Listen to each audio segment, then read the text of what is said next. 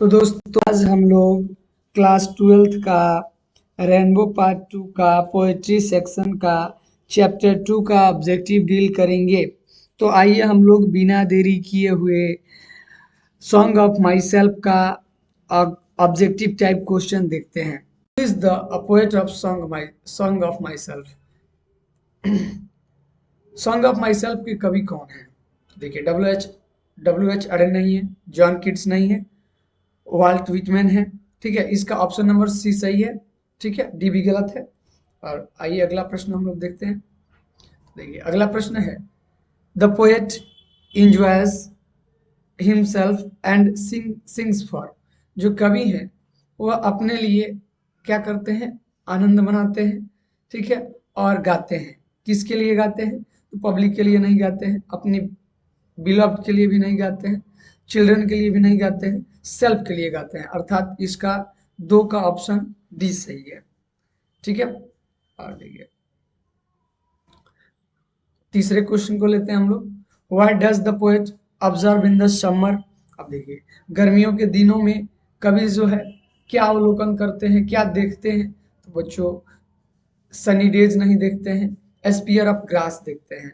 ठीक है, यानी कि जो घास के ऊपरी हिस्से होते हैं, घास के सबसे ऊपर वाले जो हिस्से होते हैं, जो नुकीले होते हैं, उसको यह अवलोकन करते हैं या देखते हैं। तो इसका ऑप्शन नंबर बी सही है।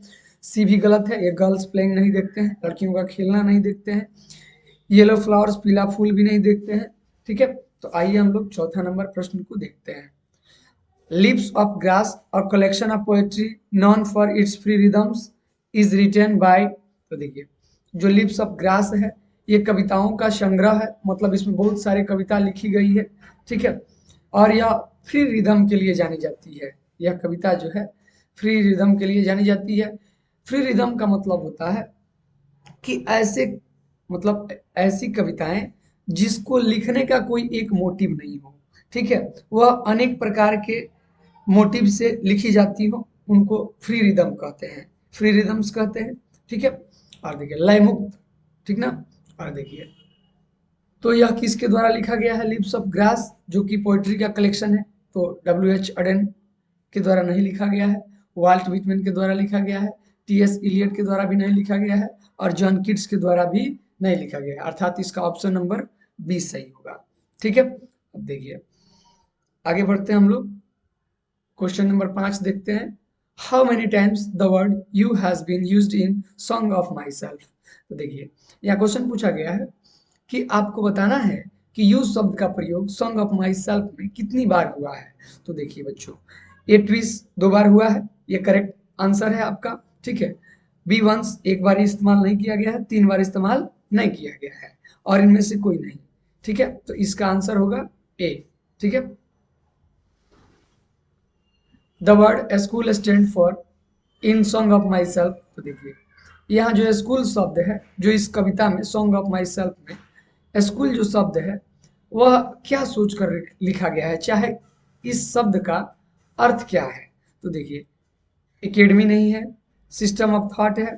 ठीक है, यानी सोचने की जो तरीका है वह है। यहाँ स्कूल शब्द से system of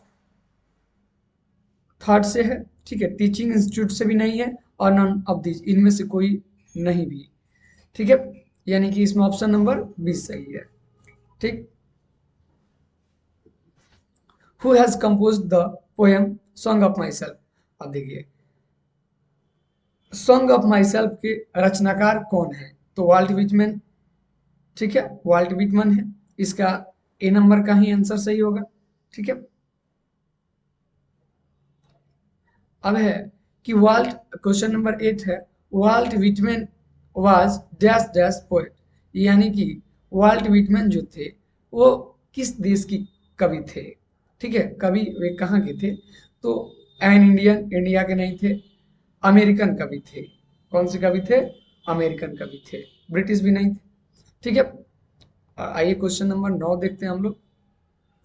Whitman was born. अब देखिए, जो विटमैन थे, वाल्ट विटमैन थे, इनका जन्म कहाँ, सॉरी कब हुआ था? ठीक है, तो इनका जन्म 1819 में हुआ था।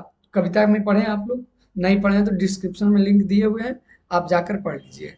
ठीक है, और मेरे चैनल को सब्सक्राइब कर दीजिए। आगे है क्वेश्चन नंबर 10, विटमैन डेड इन, यानी कि विटमैन की मृत्यु कब हुई थी। तो देखिए इनका मृत्यु जो है 1892 में हुआ था, अर्थात 1892 1892 यानी कि 1892 में इनकी मृत्यु हुई थी। ठीक है, और देखिए अगला प्रश्न देखते हैं 11, song of myself is, देखिए सॉन्ग ऑफ माई सेल्फ, ये आप लोग जब कविता पढ़े होंगे तो पता होगा कि एक तरह का सॉन्ग है, गीत है। तो गीत है तो जाहिर सी बात है कि लिरिक होगी। ठीक है, तो यह एक लिरिक है। ठीक है, यानी इसका ऑप्शन ए सही है। ठीक है, आइए हम लोग क्वेश्चन नंबर 12 देखते हैं।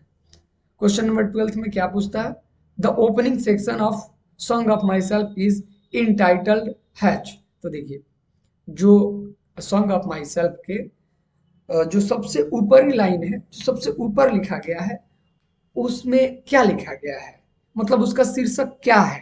तो उसका शीर्षक ग्रास नहीं है, आई सेलिब्रेट माई सेल्फ है। इसका ऑप्शन नंबर बी सही है। ठीक है, तो आइए बिना देरी किए हुए 13वें प्रश्न को देखते हैं।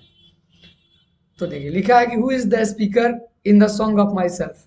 सॉन्ग ऑफ माई सेल्फ के स्पीकर कौन है, वक्ता कौन है। ठीक है, तो देखिए इसका वक्ता वाल्ट विटमैन है।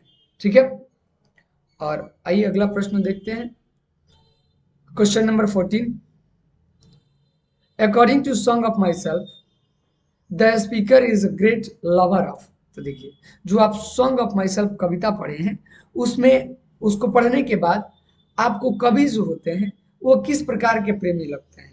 तो देखिए बच्चों, वे जो है नेचर, स्वाभाविक प्रेमी, मतलब नेचर लवर लगते हैं वो। ठीक है, प्राकृतिक या स्वाभाविक प्रेमी लगते हैं वो, सबसे मिलजुल कर मिलनसार व्यक्ति प्रतीत होते हैं। ठीक है, और देखिए Walt Whitman has written the poem.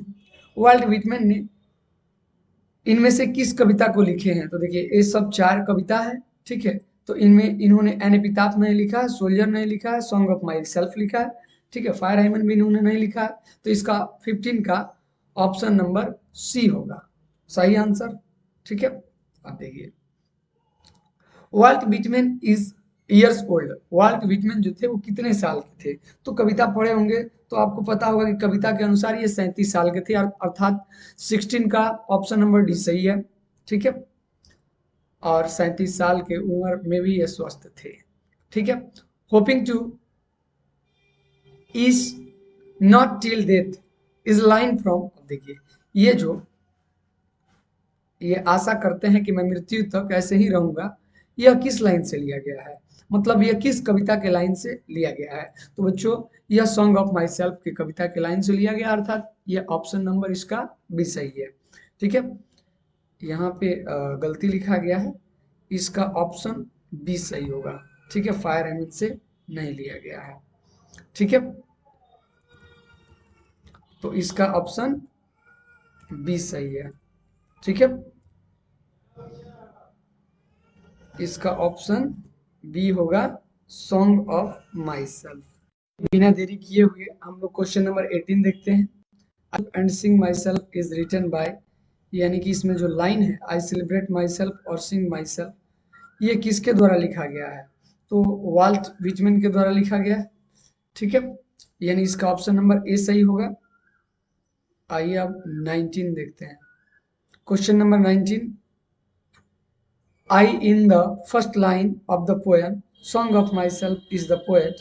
देखिए जो पहले पंक्ति में आई शब्द है वह किसके लिए रखा गया है, कवि किसके लिए रखे हैं। तो देखिए कवि खुद अपने लिए रखे हैं, अर्थात वाल्ट विटमैन खुद अपने लिए रखे हैं। तो इसका ऑप्शन नंबर डी सही होगा। ठीक है, ये 20 नंबर देखते हैं। In the poem song of Myself the poet for himself, यानी कि जो कविता है सॉन्ग ऑफ माई सेल्फ, इसमें कवि जो है अपने लिए क्या कर रहा है।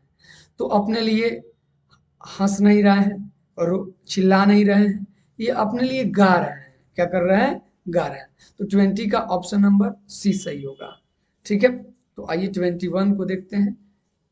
And what I assume you shall assume is taken from the poem. देखिए जो मैं मानता हूं उसे आपको भी मानना पड़ेगा, ठीक है।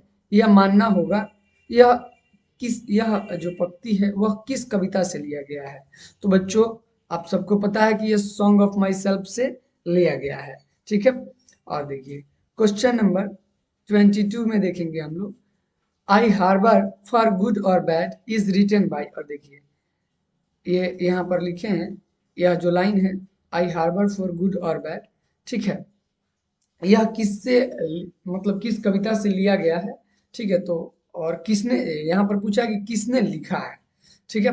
तो इसको जो है जो वाल्ट विटमैन है इसको लिखे, इसने इन्होंने लिखा है, क्योंकि यह लाइन जो है सॉन्ग ऑफ माई सेल्फ की है, ठीक है ना। तो इसका ऑप्शन नंबर सी सही होगा, ठीक है ना। अब देखिए 23 में देखते हैं कि who is the speaker in this poem, इस कविता में जो स्पीकर है वो कौन है, एक लड़का है एक लड़की है, द पोएट हिमसेल्फ, ग्रास। तो बच्चों इसमें जो है कब द पोएट है खुद कवि जो है इस